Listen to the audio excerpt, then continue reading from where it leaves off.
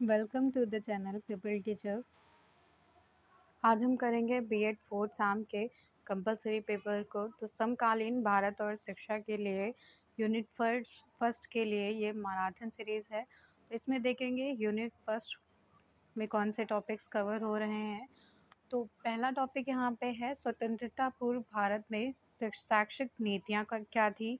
तो स्वतंत्रता से पहले कैसी शिक्षा थी, कैसी नीतियाँ थी भारत में, इसके बारे में हम देखेंगे। यहाँ पे भारतीय शिक्षा प्रणाली को देखते हैं फर्स्ट टॉपिक पे। तो भारतीय शिक्षा प्रणाली यहाँ पे कैसी थी।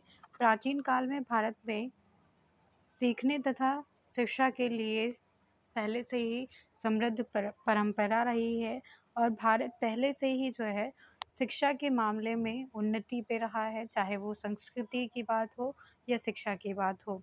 शिक्षा से तात्पर्य यहाँ पे ये हो जाता है कि भारत में तब से शिक्षा स्वीकार की गई है जब से लोगों ने इस समाज में अपना जीवन स्वीकार किया है। इससे पहले भारतीय लोगों ने शिक्षा को स्वीकार कर लिया था।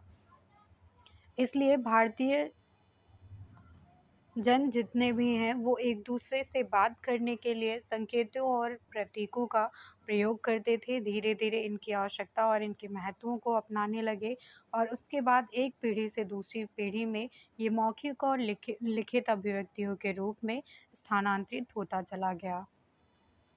इसके बाद हम देखेंगे कि भारतीय शिक्षा प्रणाली में वर्गीकरण कैसे किया गया है।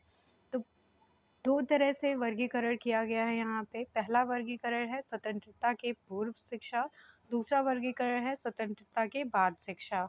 तो स्वतंत्रता के पूर्व शिक्षा जो है इसमें 3 तरह से कैटेगरीज हैं।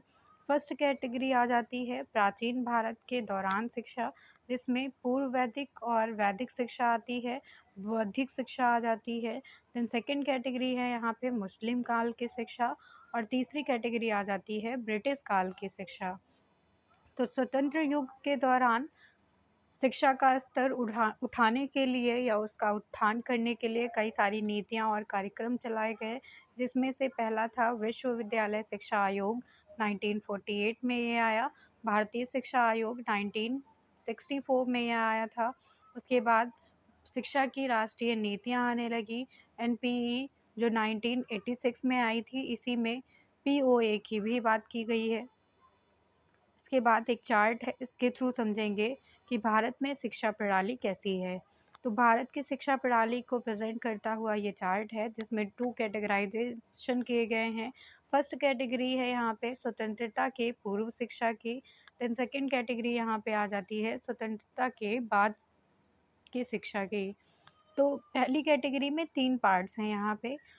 सबसे पहले है प्राचीन भारत में शिक्षा। प्राचीन भारत में शिक्षा को 2 पार्ट्स में डिवाइड किया गया है, वैदिक कालीन शिक्षा और बौद्ध कालीन शिक्षा। इसके बाद सेकंड पार्ट आ जाता है यहाँ पे मध्यकालीन शिक्षा का और लास्ट पार्ट है यहाँ पे ब्रिटिश कालीन शिक्षा का।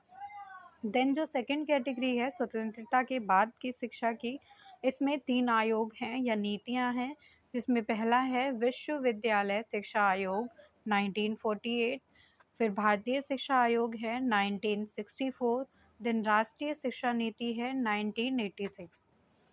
इसके बाद हम आएंगे नेक्स्ट टॉपिक पर। तो वैदिक शिक्षा हमारा नेक्स्ट टॉपिक हो जाता है। वैदिक शिक्षा के परिचय में बताया गया है कि वैदिक शिक्षा का समय जो था वो 2500 ईसा पूर्व से लेकर 500 ईसा पूर्व का माना गया है और वैदिक काल में 2 उपकालों में बांटा गया है वैदिक काल को। पहला था प्रारंभिक वैदिक काल और दूसरा है यहाँ पे उत्तर वैदिक काल।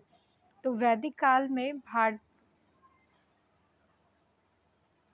वैदिक काल को या वैदिक शिक्षा को ही भारत में सर्वश्रेष्ठ और सर्वप्रथम शिक्षा की व्यवस्था की संज्ञा दी गई है और वैदिक काल में सबसे ज़्यादा विकास वेदों के द्वारा किया जाता है। वेद का अर्थ यहाँ पे हो जाता है ज्ञान से। देन 4 वेद हैं हमारे संस्कृति में और इसमें वेद में, और वेद के 4 वेद के नाम क्या हैं यहाँ पे। तो ऋग्वेद, यजुर्वेद, सामवेद, अथर्ववेद, ये 4 वेद हो गए। लेकिन इन सब वेदों में सबसे श्रेष्ठ है, सबसे महत्वपूर्ण है ऋग्वेद। ऋग्वेद को पंडित जवाहरलाल नेहरू जी ने भी स्वीकार किया है कि ये सबसे महत्वपूर्ण है, क्योंकि वेदों में प्रथम ऋग्वेद संभवतः वह प्राचीनतम पुस्तक मानी जाती है जिसमें मानवता को समाहित किया गया है। और इसमें मनुष्य के चारों आश्रम का उल्लेख किया गया है, ब्रह्मचर्य, गृहस्थ, वानप्रस्थ और संन्यास आश्रम। और उस समय जीवन के सभी क्षेत्रों में धर्म की प्रधानता को माना गया है। शिक्षा का अर्थ और इसकी परिभाषा क्या है, इसको जान लेते हैं। तो वैदिक साहित्य में शिक्षा का तात्पर्य माना गया है विद्या से, ज्ञान से और विनय से। इसी तरह से प्राचीन भारतीयों ने भी शिक्षा शब्द का प्रयोग दो अर्थों में किया है। तो पहला अर्थ था यहाँ पे सीमित संदर्भ में। सीमित संदर्भ में जो शिक्षा मानी गई है वो यहाँ पे ये मानी गई है कि शिक्षा सिर्फ जो है शिष्य को गुरु से जो मिलती है वो शिक्षा है। वो जब गृहस्थ आश्रम में आ जाता है तो वहाँ से उसकी शिक्षा समाप्त हो जाती है। लेकिन अगर हम व्यापक अर्थ में बात करें तो शिक्षा जो है आजीवन चलने वाली प्रक्रिया मानी गई है जो व्यक्ति को सभ्य और उन्नत बनाती है। इसके बाद बताया गया है वैदिक युग में कि धर्म, अर्थ, काम और मोक्ष जो जीवन का प्रमुख आधार माना गया है तथा जीवन एक मात्र उद्देश्य होता है मोक्ष प्राप्ति के लिए। इसलिए वैदिक काल में दो प्रकार की विद्या बताई गई है जिसमें परा और अपरा विद्या के दो पार्ट हैं। परा का अर्थ होता है यहाँ पे कि ब्रह्म प्राप्ति करना। तो ज्ञान, कर्म और उपासना के द्वारा इससे ब्रह्म की प्राप्ति होती है।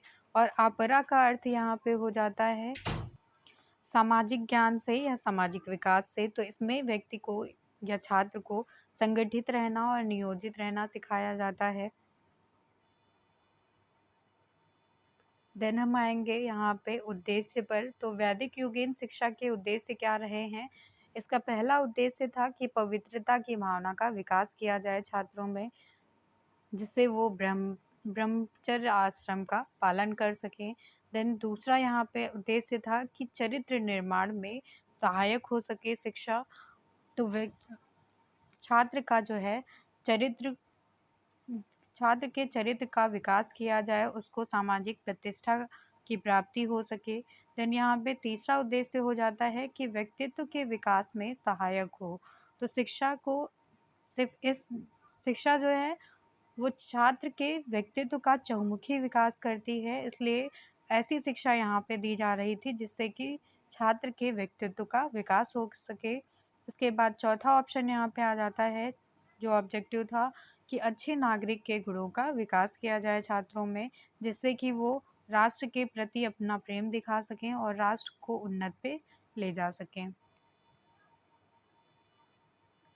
देन यहाँ पे वैदिक युगीन शिक्षा की विशेषताएं बताई गई हैं, जिसमें से पहली विशेषता है कि कैसी शिक्षा प्रणाली थी यहाँ पे। शिक्षा प्रणाली की बात करें तो वैदिक काल में माता पिता से अलग छात्र को रखा जाता था गुरु के घर में, जिसको गुरुकुल कहा जाता था। और ये गुरुकुल जो था वो शांत वातावरण में बनाया जाता था। इसके बाद शिक्षण संस्थान आते हैं। शिक्षण संस्थान कैसे थे यहाँ पे, तो गुरुकुल में ही छात्र को शिक्षण दिया जाता था और वहाँ पे गुरुकुल की प्रणाली को ही प्रचलित किया गया था।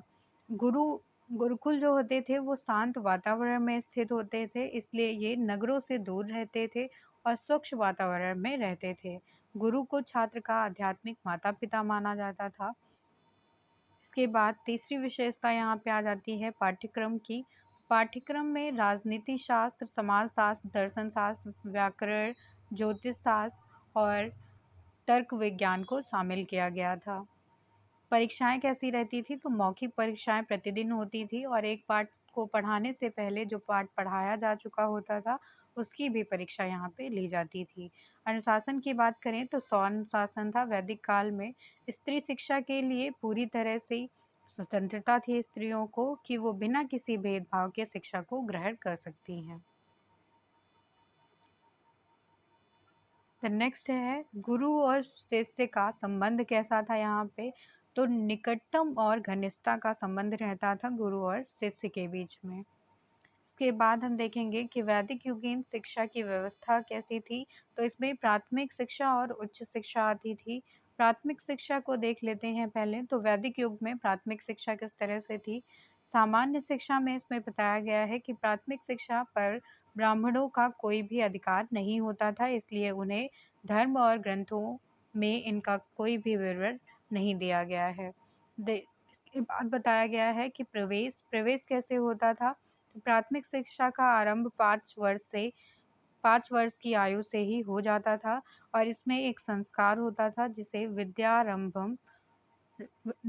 विद्या आरंभ संस्कार कहा जाता है।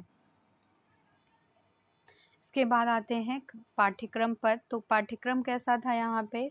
वैदिक मंत्रों का उच्चारण करना होता था, बोलकर उन्हें सिखाया जाता था, मंत्रों को स्मरण कराया जाता था, पढ़ाया जाता था, लिखाया जाता था, भाषा, साहित्य, व्याकरण आदि का भी ज्ञान दिया जाता था। इसके बाद वैदिक युग में उच्च शिक्षा कैसी थी? तो यहाँ पे प्रवेश कैसा होता था? उच्च शिक्षा केवल ब्राह्मणों के लिए, क्षत्रियों के लिए और वैश्यों के छात्रों को ही दी जाती थी और छात्र सामान्य रूप से इसमें उपनयन संस्कार के उपरांत क्रमशः 8, 11, 12 वर्ष की आयु में शिक्षण संस्थानों में प्रवेश करते थे। इसके बाद नेक्स्ट है यहाँ पे पाठ्यक्रम। तो पाठ्यक्रम कैसा रहता था? पाठ्यक्रम में परा और अपरा विद्या दोनों को ही स्थान दिया गया था। शिक्षण विधि की बात करते हैं यहाँ पे। तो वैदिक युग की उच्च शिक्षा में प्रवचन, व्याख्यान, शास्त्रार्थ, प्रश्नोत्तर, वाद विवाद आदि शिक्षण विधियों को शामिल किया गया था। इसके बाद है कि वैदिक युगीन शिक्षा विधियां क्या थी। शिक्षण विधियों में सबसे पहली विधि आ जाती है प्रवचन विधि की। प्रवचन विधि में क्या होता था? तो इसमें गुरु शिष्यों के सम्मुख वेद मंत्रों का उच्चारण करते थे ताकि शिष्य उसे बार बार दोहराकर कंठस्थ कर कर उसका स्मरण कर सके। देन दूसरी विधि है यहाँ पे व्याख्यान विधि। व्याख्यान विधि का क्या मतलब है? तो शिष्यों को वेदों के मंत्र कंठस्थ कराने के बाद गुरु उसकी व्याख्या करते थे, उसका अर्थ और उसका भाव स्पष्ट करते थे और इस अर्थ को जो है उदाहरण के द्वारा प्रयोग करके भी छात्रों को दिखाया जाता था। इसके बाद तीसरी विधि यहाँ पे आती है प्रश्नोत्तर विधि, वाद विवाद विधि, शास्त्रार्थ विधि। तो वैदिक काल में गुरु उपदेश देते थे, व्याख्यान देते थे और साथ ही छात्रों की शंका का समाधान करते थे, बीच बीच में प्रश्न पूछकर, और इन प्रश्नों के माध्यम से ही छात्रों की समस्याओं का निवारण भी किया जाता था। इसके बाद चौथी विधि आ जाती है तर्क विधि। तर्क विधि में बताया गया कि तर्कशास्त्र जैसे विषयों के अध्ययन के लिए तर्क विधि का प्रयोग किया जाता था, जिससे छात्र विषय के अंतर्गत समाहित तथ्यों को समझ सकें। तो तर्क विधि का मतलब है कि छात्रों के पीछे तर्क कराया जाता था। कहानी विधि में गुरु शिष्यों को शिक्षाप्रद कहानियां सुनाते थे और बाद में शिष्यों से पूछते थे कि उन्होंने इस कहानी से क्या शिक्षा प्राप्त की। इसके बाद वैदिक युगीन शिक्षण संस्थाएं कौन सी थी? तो शिक्षण संस्थाओं में कई सारी संस्थाएं यहाँ पे होती थी, जैसे कि पहला गुरुकुल था। गुरुकुल एक शांत वातावरण का शिक्षण संस्थान रहता था यहाँ पे। इसके अतिरिक्त गुरुकुल को अन्य नामों से भी जाना जाता है, जैसे कि टोल, चरण, घटिका, विद्यापीठ, विशिष्ट विद्यालय, मंदिर महाविद्यालय। द नेक्स्ट टॉपिक में बताया गया है कि वैदिक युगीन मुख्य शिक्षा केंद्र कौन कौन से हैं, जिसमें मिथिला आ जाता है। मिथिला जो है मध्य भारत के तत्कालीन मिथिला राज्य की राजधानी थी। देन तक्षशिला आता है यहाँ पे। तो तक्षशिला गंधार राज्य की राजधानी थी और यहाँ पे संस्कृत भाषा, साहित्य, व्याकरण, चारों वेदों, धर्म, दर्शन का प्रकांड विद्वान थे। तो यहाँ पे इन सारे विषयों के विद्वान थे जिनसे शिक्षा दिलाई जाती थी। इसके बाद तीसरा है यहाँ पे के वैदिक काल में शिक्षा का प्रमुख स्थान होता था और ऐसा उल्लेख मिलता है कि के नरेश बहुत बड़े विद्वान थे। उनके राज्य में कोई भी व्यक्ति जो है अशिक्षित नहीं था। यहाँ पे संस्कृत भाषा, व्याकरण, साहित्य, वेद, धर्म, दर्शन की शिक्षा मिलती थी। तो नेक्स्ट आ जाता है काशी। प्रयाग, कन्नौज, अयोध्या भगवान राम की जन्मभूमि है, तो यहाँ पे चारों वेदों, साहित्य और व्याकरण का ज्ञान मिलता था। इसके बाद हम नेक्स्ट शिक्षा पे आएंगे, तो नेक्स्ट है हमारी बौद्धकालीन शिक्षा। बौद्धकालीन शिक्षा का अर्थ जानते हैं, तो बौद्धकालीन शिक्षा का अर्थ और परिभाषा यहाँ पे बताई गई है। बौद्ध काल के प्रवर्तक महात्मा गौतम बुद्ध का जन्म राजसी परिवार में हुआ था, परंतु जब उन्होंने सांसारिक दुखों का अनुभव किया तो वे समस्त सुख सुविधाएं छोड़कर दुखों से छुटकारा पाने के उपाय में लग गए। तो उन्होंने तपस्या की यहाँ पे। उन्होंने कर्म कांड प्रधान वैदिक धर्म के स्थान पर करुणा प्रधान बौद्ध धर्म की स्थापना की और ईसा पूर्व 6ठी सदी से बौद्ध धर्म का प्रारंभ किया गया, जो 600 ईसा पूर्व से लेकर 1200 ईसा पूर्व तक रहा। ब्राह्मण काल में ही शिक्षा जन शिक्षा नहीं बन सकी थी, तो ब्राह्मण काल में जो शिक्षा थी वो जन शिक्षा नहीं बन पाई थी। इसलिए महात्मा बुद्ध ने जनसाधारण को जीवन का व्यवहारिक स्वरूप प्रदान किया और व्यवहारिक धर्म और व्यवहारिक शिक्षा सभी वर्गों के व्यक्तियों के लिए जो है उपलब्ध कराई गई। इसमें डॉक्टर राधाकृष्णन के अनुसार एक डेफिनेशन दी गई है, जिसमें बताया गया है कि भगवान बुद्ध ने वैदिक धर्म में कुछ सुधार किए और वे जो है धर्म को पूरा करने के लिए आए थे, ना कि उसे नष्ट करने के लिए। और भारत में भगवान बुद्ध धार्मिक परंपराओं के अनुपम प्रतिनिधि हैं। उन्होंने भारत की भूमि पर अपने पदचिह्न छोड़े हैं और देश की आत्मा, आदत, विश्वासों पर अपना प्रभाव छोड़ा है। उनकी शिक्षाएं हमारी संस्कृति का अंग बन गई हैं। इसीलिए एक दृष्टि से भगवान बुद्ध वर्तमान हिंदू धर्म के निर्माता रहे हैं या प्रवर्तक रहे हैं। इसके बाद बताया गया है कि बौद्धिक कालीन शिक्षा के उद्देश्य क्या हैं। तो पहला उद्देश्य यहाँ पे हो जाता है कि चरित्र का निर्माण करना। बौद्धिक कालीन में जो शिक्षा है उससे जो है छात्रों के चरित्र का निर्माण किया जाता है। इसके बाद दूसरा यहाँ पे उद्देश्य आ जाता है कि ज्ञान का विकास करना। तो छात्रों में जो ज्ञान है या उन्हें ज्ञान की ओर ले जाना, उनका विकास करना। तीसरा उद्देश्य था व्यक्तित्व का विकास करना। तो आत्म संयम बनाए रखना, आत्मनिर्भरता, आत्मविश्वास, आत्मसम्मान, करुणा, विवेक आदि, मतलब कि बच्चे का चहुमुखी विकास होता था इसमें। सर्वांगीण विकास, तो पूरी तरह से हर एक फील्ड में विकास किया जाता था, चाहे वो शारीरिक क्षेत्र हो या मानसिक क्षेत्र हो या नैतिक विकास हो, तो हर एक क्षेत्र में बच्चे का विकास किया जाता था। द नेक्स्ट आ जाता है 5वें नंबर पर कि विभिन्न व्यवसायों की शिक्षा दी जाती थी इसमें, चाहे वो कृषि हो, पशुपालन हो, वाणिज्य हो। बौद्ध धर्म की शिक्षा के बारे में यहाँ पे बताया गया है। इसके बाद नेक्स्ट टॉपिक में आ जाता है बौद्धकालीन शिक्षा की विशेषताएं। तो बौद्धकालीन शिक्षा में कौन कौन सी विशेषताएं थी। पहले ये है यहाँ पे शिक्षा प्रणाली। शिक्षा प्रणाली कैसी थी, तो ये बौद्धकालीन शिक्षा में शिक्षा जो है मठों में और विहारों में प्रदान की जाती थी। और यहाँ पे ये मठ जो हैं और विहार जो हैं नगरों में ही स्थापित रहते थे। इसके स्थान जैसे कि नालंदा, विक्रमशिला, वल्लभी आदि माने जाते हैं। नालंदा जो है अंतर्राष्ट्रीय उच्च शिक्षा का केंद्र था। इसके बाद दूसरी विशेषता है यहाँ पे बौद्धिककालीन शिक्षण। बौद्धिककालीन शिक्षण में संस्थाएं, मठ और विहार रहती थी। इसके बाद पवज्जा संस्कार के बारे में बताया गया है। तो प्रवेश के समय छात्रों का पवब्जा संस्कार होता था, जिसको संपन्न करने के बाद ही बच्चा शिक्षा के लिए जाता था। और प्राथमिक शिक्षा में प्रवेश की आयु यहाँ पे 6 वर्ष मानी जाती थी।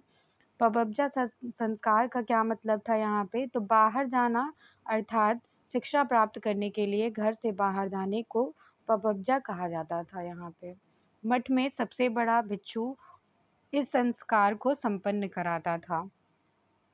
विनय पीठिका में पवब्जा संस्कार का वर्णन किया गया है, जो इस तरह से है। और इसमें जो है किस तरह से संस्कार होता था उसके बारे में बताया गया है। तो सर्वप्रथम बच्चे का सिर मुड़वाकर उसे पीले वस्त्र धारण कराया जाता था।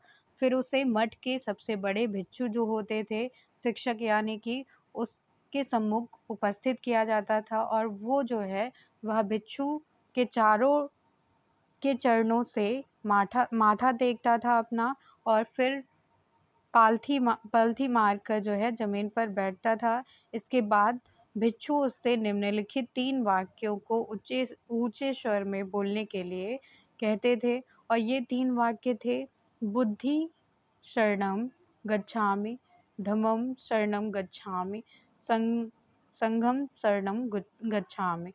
ये 3 वाक्य को शरण ते कहता था, और इसके बाद गुरु शिष्य के आचरण संबंधी 10 आदेशों का उपदेश देता था।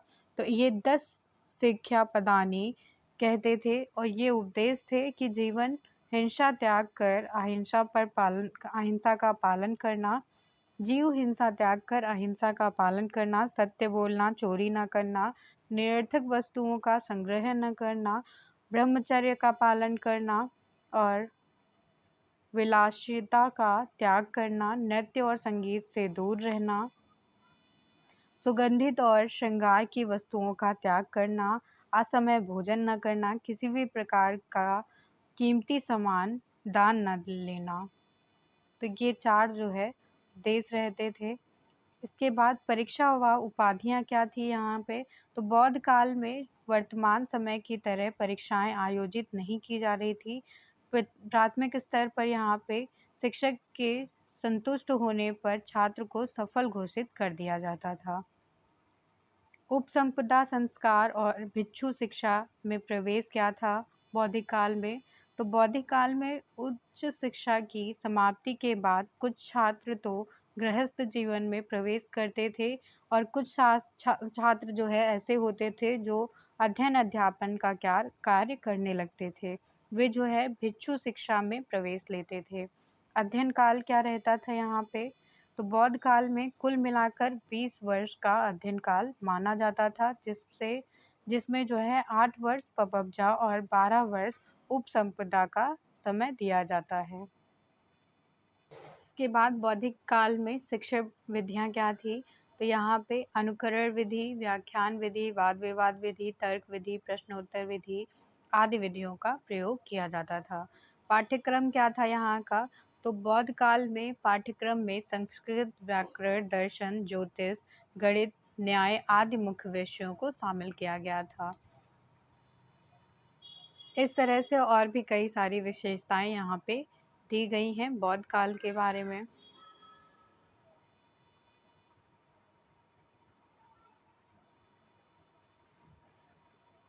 इसके बाद हम नेक्स्ट टॉपिक पे आते हैं कि बौद्धकालीन शिक्षा की व्यवस्था क्या थी। तो इसमें प्राथमिक स्तर की शिक्षा थी।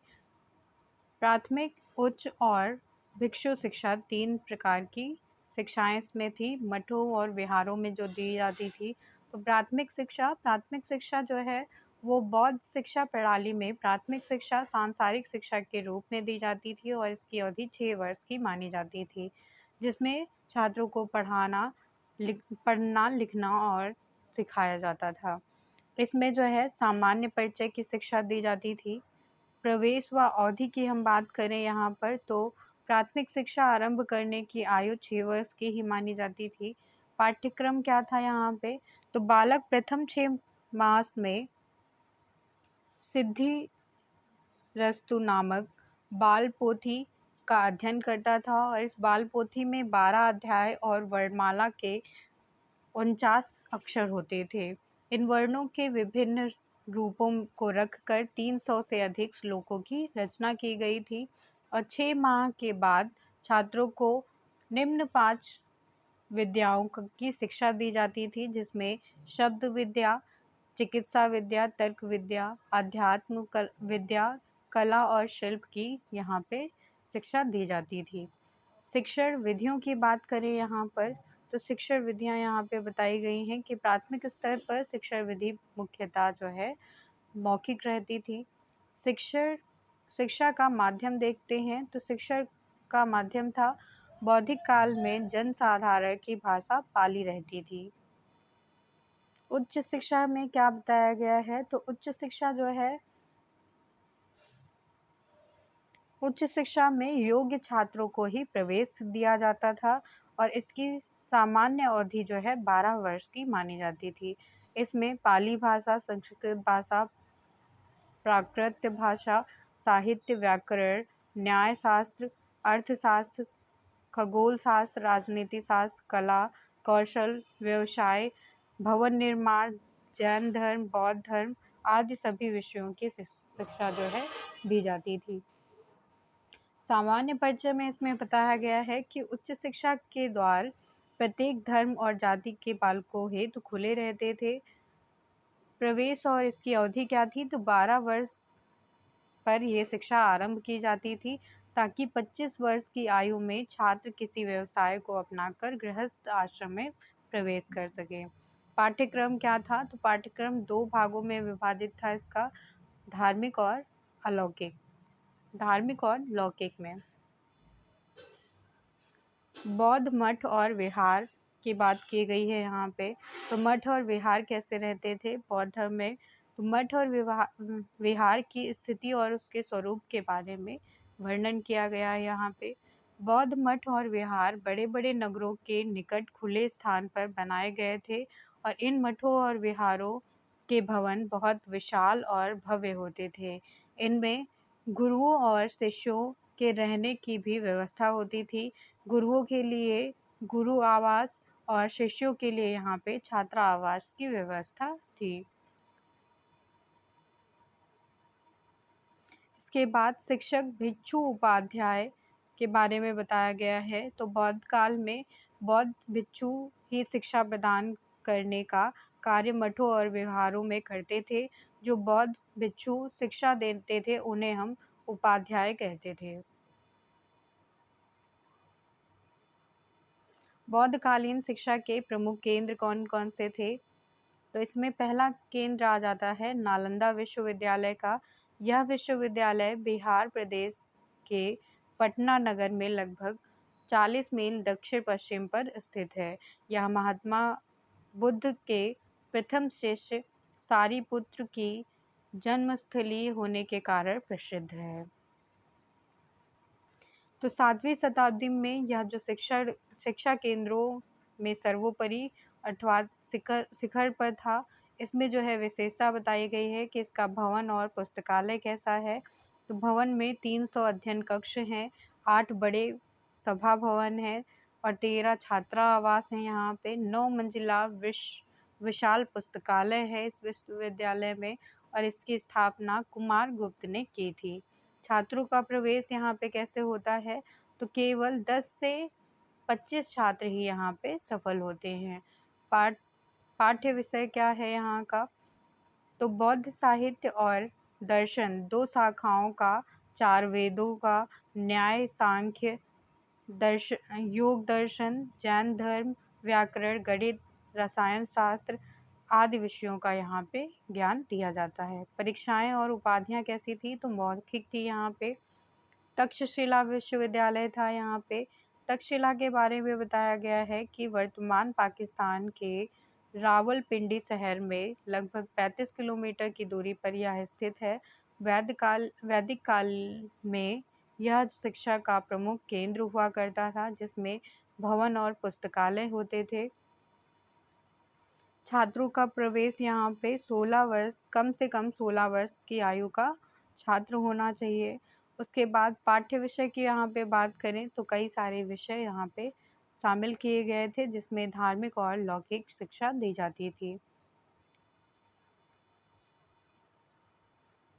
इसके बाद विक्रमशिला विश्वविद्यालय आता है। विक्रमशिला विश्वविद्यालय जो है ये मगध में गंगा तट पर स्थित है, एक पहाड़ी पर, और इसका निर्माण पाल वंश के राजा धर्मपाल ने 8वीं शताब्दी में कराया था। तो ये उसकी विशेषताएं दी गई हैं।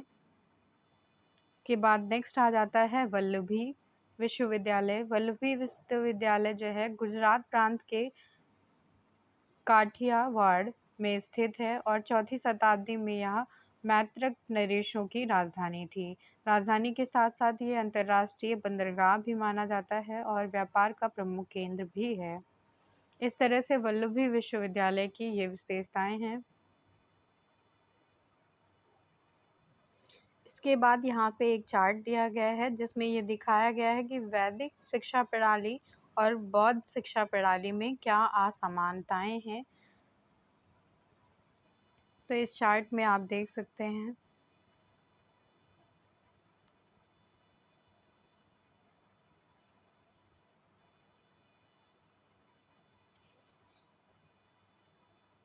इसके बाद बौद्ध शिक्षा प्रणाली के गुण और अन्य मुद्दे यहाँ पे बताए गए हैं, जिसमें केंद्रीय प्रशासन के बारे में बताया गया है कि शिक्षा पर गुरुओं का ही नियंत्रण रहता था। और दूसरा है यहाँ पे गुण कि सभी को शिक्षा का समान अधिकार प्राप्त था, चाहे वो किसी भी कैटेगरी से हो। इसके बाद तीसरा गुण यहाँ पे हो जाता है कि निःशुल्क प्राथमिक शिक्षा प्रदान की जाती थी बौद्ध काल में। चौथा गुण हो जाता है कि लोकसभा के माध्यम से शिक्षा प्राप्त की जाती थी यहाँ पे। गुरु और शिष्य का संयमित जीवन था यहाँ पे, जिसमें बौद्ध शिक्षा प्रणाली में मठों और विहारों में आचरण की पूरी दृष्टि रखी जाती थी। छठा है यहाँ पे कि भव्य शिक्षण संस्थानों का निर्माण किया गया था बौद्ध काल में, और धार्मिक शिक्षा के साथ मानवतावादी शिक्षा पर बल दिया गया था। शास्त्रियों के लिए यहाँ पे शिक्षा व्यवस्था क्या थी, तो बौद्ध काल में पुरुषों के तरह ही स्त्रियों के लिए क्या शिक्षा व्यवस्था थी, तो जैसे पुरुषों के लिए शिक्षा की व्यवस्था थी उसी तरह से समान व्यवस्था स्त्रियों की शिक्षा के लिए भी दी गई थी बौद्ध काल में। इसके बाद हम नेक्स्ट शिक्षा पे आएंगे, तो ये इस्लामिक या मध्यकालीन शिक्षा की बात है। इस्लाम धर्म की स्थापना हजरत मोहम्मद साहब ने की थी और इस धर्म को मानने वालों को मुस्लिम कहा जाता था, आज भी कहा जाता है। और इतिहासकारों ने 1200 से 1700 ईस्वी तक इस काल को माना है मध्यकाल अथवा मुस्लिम काल। इसके बाद भारत के वैभव और समानता से आकर्षित होकर मुसलमानों ने भारत पर 8वीं शताब्दी में आक्रमण किया था और उनका उद्देश्य था केवल भारत की धन और संपत्ति को लूटना। सबसे पहले जो है भारत पर महमूद गजनवी ने आक्रमण किया था और उसने जो है 1000 ईस्वी से 1026 ईस्वी तक भारत पर कुल 17 बार आक्रमण किया। 12वीं शताब्दी में मोहम्मद गौरी ने मुस्लिम शासन की नींव डाली थी और वह यहाँ से लूट का माल अपने देश अफगानिस्तान में ले जाना चाहता था और अपने सेनापति कुतुबुद्दीन ऐबक को यहाँ पर शासन जो है सौंप गया था। यहाँ से भारत में मुस्लिम शासन की शुरुआत हुई थी और मुस्लिम शासकों ने अपने शासित प्रदेशों में हिंदू मंदिरों को नष्ट करके उसके स्थान पर मस्जिदें बनवाई और भारतीय साहित्य को नष्ट कर दिया। तो इस तरह से कई सारे आक्रमण किए गए मोहम्मद गजनवी और मोहम्मद गौरी के द्वारा, यहाँ पे महमूद गजनवी और मोहम्मद गौरी के द्वारा, और यहाँ से जो है भारत को लूट कर उन्होंने अपने देश में अपना तानाशाही कर ली थी। इसी जगह से मुस्लिम शिक्षा की शुरुआत हुई थी। इसके बाद बताया गया कि इन्होंने अपने इस उद्देश्य की पूर्ति के लिए शिक्षा प्रणाली का विकास किया और उसे जो है मुस्लिम शिक्षा प्रणाली कहा जाता है। मुस्लिम शिक्षा प्रणाली के बारे में जानने के लिए यह जानना आवश्यक हो जाता है कि इस काल के बाद बादशाह कुतुबुद्दीन ऐबक ने भारत में उस समय के बौद्ध शिक्षा की सर्वश्रेष्ठ विश्वविद्यालयों को नष्ट करवा दिया था। तो बादशाह कुतुबुद्दीन ऐबक जो था उसने बौद्ध शिक्षा के जितने भी विश्वविद्यालय थे उसको नष्ट करवा दिया था। इससे डर कर अन्य बौद्धिक शिक्षा केंद्र भी खुद ही निष्क्रिय पड़ गए थे। परंतु यहाँ पर स्पष्ट करना यह भी आवश्यक है कि इस काल में भी वैदिक शिक्षा प्रणाली के शिक्षा केंद्र निरस्त चलते रहे, क्योंकि ये नगरों से दूर और घने जंगलों में स्थापित किए गए थे। इसलिए इनकी ओर मुगल शासकों का ध्यान नहीं गया था। अतः इस काल में दो शिक्षा प्रणालियां समान रूप से रही थी। मुस्लिम शिक्षा पहली प्रणाली थी यहाँ पे मुस्लिम शिक्षा की, और दूसरी प्रणाली थी वैदिक शिक्षा प्रणाली की। मुगल काल मध्यकाल का स्वर्ग युग माना जाता है, और इसके शासक बाबर, हुमायूं, अकबर, जहांगीर, शाहजहां, औरंगजेब आदि को माना जाता है। लाल किला, बुलंद दरवाजा, जामा मस्जिद, ताजमहल आदि ऐतिहासिक इमारतें इसी युग की देन है। तो ये जितनी भी ऐतिहासिक इमारतें हैं इसी युग में बनवाई गई थी। इसके बाद इस्लामिक या मध्यकालीन शिक्षा की उद्देश्य क्या थे, तो इसमें ज्ञान का प्रसार करना पहला उद्देश्य आ जाता है। दूसरा है इस्लाम धर्म का ज्ञान प्रदान करना, अच्छे चरित्र का निर्माण करना और मुस्लिम शासकों के प्रति वफादारी दिखाना। पांचवा था यहाँ पे सांसारिक विलासता की प्राप्ति करना। छठा था इस्लाम धर्म की श्रेष्ठता सिद्ध करना। इसके बाद नेक्स्ट है कि इस्लामिक मध्यकालीन शिक्षा की विशेषताएं क्या हैं। तो इस्लामिक मध्यकालीन शिक्षा में निःशुल्क शिक्षा प्रदान की जाती थी हर एक बच्चे को। व्यवहारिक शिक्षा थी यहाँ पे, और कक्षा नायकीय पद्धति थी। शिक्षक की स्थिति यहाँ पे कैसी बताई गई है, तो शिक्षा के प्रति लौकिक दृष्टिकोण के कारण मुस्लिम युग में शिक्षक की स्थिति में बहुत परिवर्तन हो गया था, और इन शिक्षकों की स्थिति प्राचीन भारतीय शिक्षकों के समान उच्च नहीं थी। देन व्यक्तिगत संबंध यहाँ पे बताए गए हैं। तो व्यक्तिगत संबंध जो है गुरु और शिष्य के बीच में रहते थे। गुरु और शिष्य के बीच में संबंध बताया गया है यहाँ पे। इसके बाद इस्लामिक और मध्यकालीन शिक्षा की संरचना यहाँ पे बताई गई है, जिसमें प्राथमिक शिक्षा बताई गई है। उसमें शिक्षण संस्थान कैसी होती थी, तो शिक्षण संस्थान का मतलब है यहाँ की कि मकताब शब्द अरबी जो है भाषा से कुतुब शब्द से बना हुआ है। कुतुब का अर्थ होता है जहाँ पढ़ना और लिखना सिखाया जाए। तो मकताब में ही शिक्षा दी जाती थी, प्राथमिक शिक्षा। इसका प्रवेश कैसे होता था, तो जब बालक 4 वर्ष 4 महीने और 4 दिन का होता था तब मकताब में प्रवेश लेता था। पाठ्यक्रम यहाँ पे बताया गया है। तो बालकों को कुरान शरीफ की आयतें रटाई जाती थी, और यही पाठ्यक्रम से मौखिक रूप से यहाँ पे शिक्षण दिया जाता था। उच्च शिक्षा की यहाँ पे बात बताई गई है।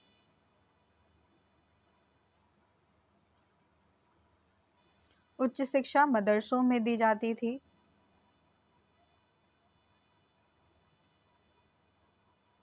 इसके बाद इस्लामिक और मध्यकालीन शिक्षण विधियों की बात की गई है यहाँ पे। तो इस्लामिक और मध्यकालीन शिक्षण विधियों में व्याख्यान विधि आती है, जिसको भाषण विधि भी कहते हैं। प्रयोग विधि आ जाती है, तर्क विधि इसी में आती है, अनुसरण, अभ्यास और स्मरण विधि भी इसी में आती है।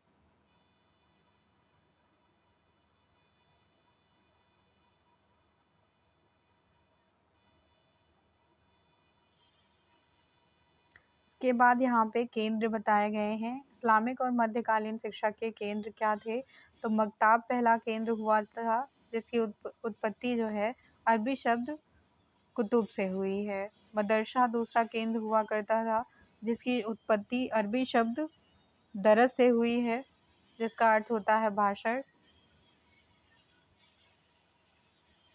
खानकाहें, दरगाहें, कुरान स्कूल, फ़ारसी स्कूल और फ़ारसी कुरान स्कूल, अरबी स्कूल, ये सारे यहाँ पे शिक्षण केंद्र हुआ करते थे।